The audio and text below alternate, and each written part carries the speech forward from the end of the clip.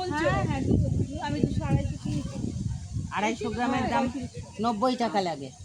আমুলের না, দুধ সেগুলো তো আমুল পনির।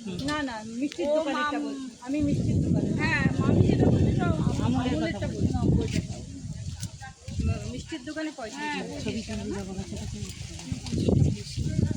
লাউ 50 টাকা। লাউ চাষ করেছিল, লাউ লাউ চাষ করেছিল। দিয়ে বানিয়ে থাকি। হ্যাঁ, তাই তো ভালো হওয়া উচিত। মানে ঘিটাও খুব ভালো হয়। হ্যাঁ ঘিটাও তাহলে আশা করি ভালো হওয়া উচিত।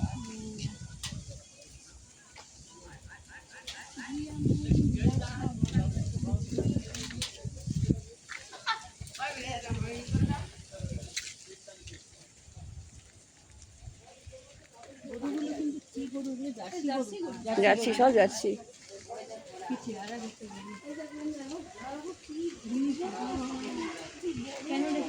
বাবু দাঁড়াবি।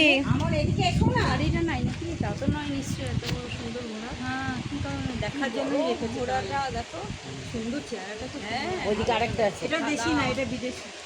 সাদা ঘোড়া। ওইদিকে আরেকটা। সাদা ঘোড়া এগুলো।